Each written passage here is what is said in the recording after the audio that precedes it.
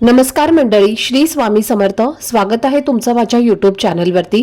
आजचा दिवस तुम्हा सर्वांना खूप छान, सुखाचा, आनंदाचा आणि समाधानाचा जाऊ देत, हीच मी स्वामींच्या चरणी प्रार्थना करते आणि आजच्या या नवीन व्हिडिओला सुरुवात करते.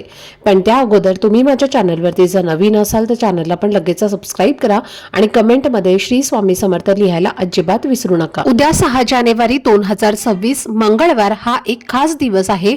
या दिवशी अंगारकी संकष्टी चतुर्थी आलेली आहे आणि पौष महिना सुद्धा सुरू होईल. मंगळवारी आलेली संकष्टी चतुर्थी आणि अंगारक योग हा जुळून आलेला योग खूपच दुर्मिळ असतो, कारण हा योग वर्षातून एकदा दोनदाच येत असतो. जेव्हा मंगळवारी चतुर्थी येते तेव्हा अंगारक योग निर्माण होतो. अंगारक म्हणजे मंगळ ग्रह, जो निखाऱ्यासारखा लाल रंगाचा दिसतो. या दिवशी गणेश तत्व पृथ्वीवर अत्याधिक कार्यरत असतं आणि म्हणूनच या दिवशी गणपती बाप्पांची पूजा ही विशेष महत्त्वाची असते.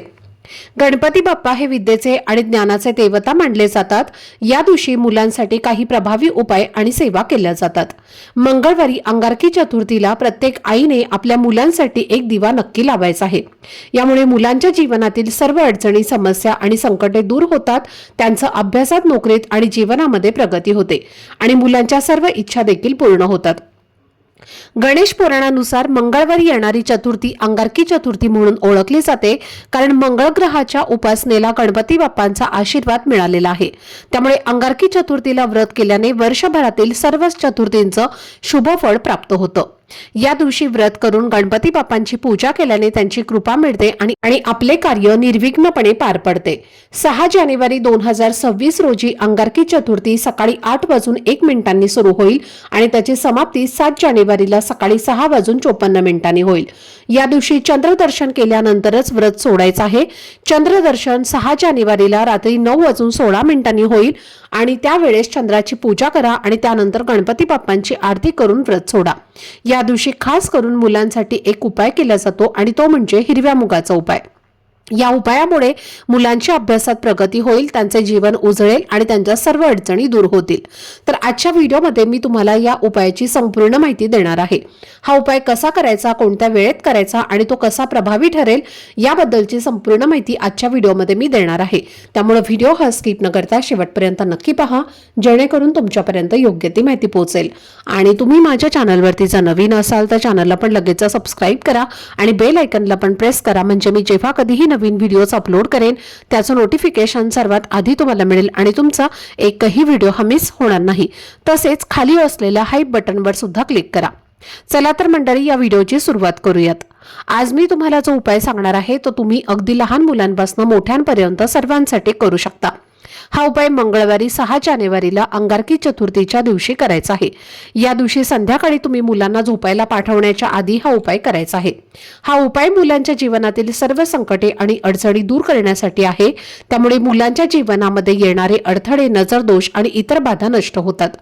जर तुमच्या मुलांना मनासारखे मार्क्स मिळत नसतील किंवा अभ्यासामध्ये त्यांची प्रगती होत नसेल किंवा त्यांचं लक्ष दुसऱ्या गोष्टींमध्ये लागून राहत असेल तर हा उपाय त्यांच्यासाठी खूप फायदेशीर ठरेल. काही मुलं खूप हट्टीपणा करत असतात किंवा त्यांचा अभ्यास करताना त्यांना काहीच आठवत नाही आणि त्यांचा आत्मविश्वास कमी होऊ शकतो. तर या सर्व समस्यांसाठी हा उपाय अत्यंत प्रभावी आहे.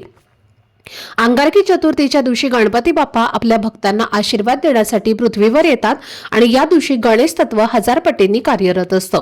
ज्योतिषशास्त्रानुसार या दिवशी केलेले उपाय आणि सेवा निश्चितच आपल्याला शुभ फळ देतात. आता हा उपाय कसा करायचा ते सांगते. चतुर्थीच्या दिवशी सकाळी लवकर उठून स्वच्छ स्नान करून गणपती बाप्पांची पूजा करा. तुमच्या घरात गणपती बाप्पांची मूर्ती असेल तर त्यावर दूध, पंचामृत किंवा शुद्ध पाण्याने किंवा कच्च्या दुधाने अभिषेक करा आणि जर फोटो असेल तर तो स्वच्छ करून त्यावरती हळद, कुंकू, अक्षदा, चंदन आणि लाल फुले अर्पण करा आणि गुळ खोबऱ्याचा नैवेद्य देखील अर्पण करा. गणपती बाप्पांची आरती करा आणि त्यांना एकाग्रपणे वंदन करा. याशिवाय संध्याकाळी गणपती बाप्पांची विधिवत पूजा करा आणि त्यानंतर हा उपाय करा. श्री गणेशाच्या कृपेने तुमच्या मुलांचे सर्व संकट दूर होतील आणि तुमच्या सर्व इच्छांनुसार तुम्हाला फळ मिळेल. जेव्हा गणपती बाप्पांची पूजा केली जाते तेव्हा त्यांचा आशीर्वाद हा आपल्याला लवकर मिळतो. तर हा उपाय करण्यासाठी तुम्हाला एक हिरव्या रंगाचं कापड घ्यायचं आहे. हे कापड घेताना तुम्ही कॉटनचं जे आहे तर ते तुम्ही घेण्याचा प्रयत्न करा. त्यानंतर तुम्हाला हिरवे अख्खे मूग जे आहेत तर ते सुद्धा लागणार आहेत आणि मुगाची डाळ तुम्हाला घ्यायची नाही. अख्खे हिरवे मूगच तुम्हाला घ्यायचे आहेत। मूग घेताना चांगले बघून घ्या, तुटलेले फुटलेले खराब झालेले घेऊ नका। अखंड असे तुम्हाला हिरवे मूग घ्यायचे आहेत।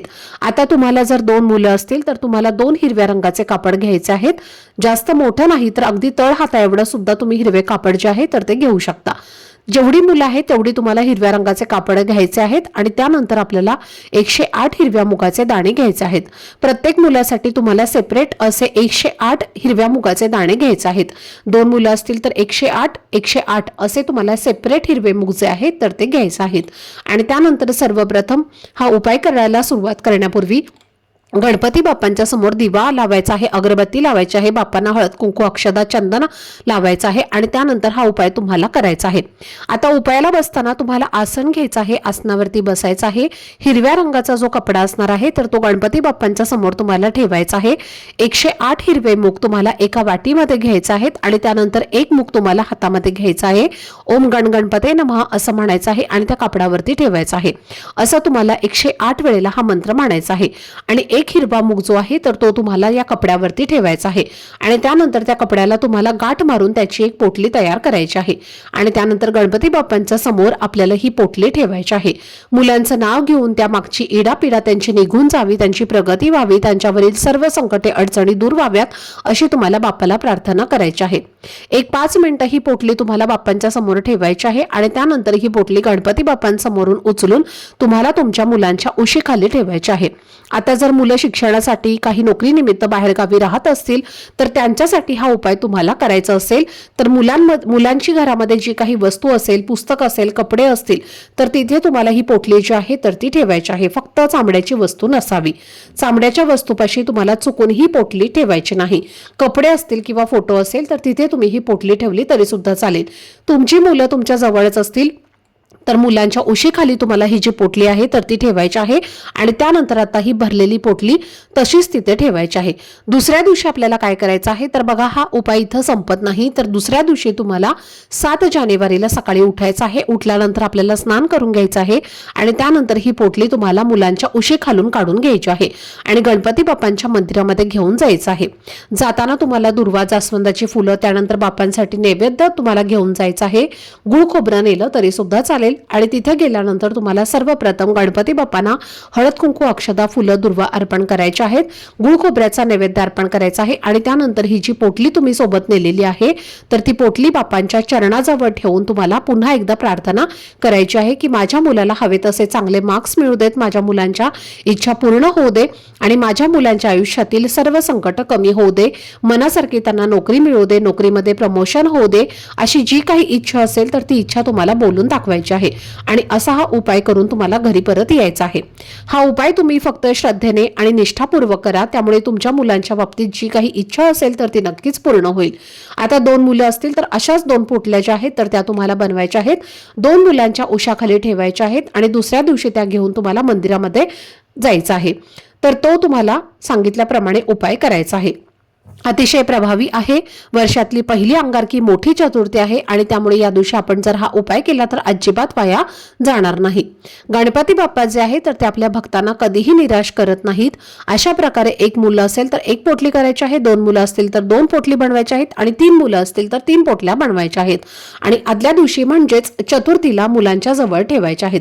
दुसऱ्या दिवशी बुधवार आहे, श्री गणेशाला समर्पित असणारा दिवस आहे आणि या दिवशी तुम्हाला मंदिरामध्ये बाप्पांच्या जवळ ह्या पोटल्या ठेवायच्या आहेत। त्यामुळे नक्कीच बाप्पा हे प्रसन्न होतील, आपल्याला मार्ग नक्कीच दाखवतील आणि आपल्या मुलांच्या आयुष्यातील जी काही दुःख, संकट, अडचणी सुरू आहेत तर ते नक्कीच बाप्पा दूर करतील। तर ही अत्यंत महत्त्वाची माहिती मला तुमच्यासोबत शेअर करायची होती। आजचा हा व्हिडिओ जर तुम्हाला आवडला असेल, माहितीपूर्ण वाटला असेल तर व्हिडिओला लाईक, शेअर आणि चॅनलला सबस्क्राईब नक्की करा। भेटूयात पुढच्या व्हिडिओमध्ये, तोपर्यंत सर्वांना श्री स्वामी समर्थ।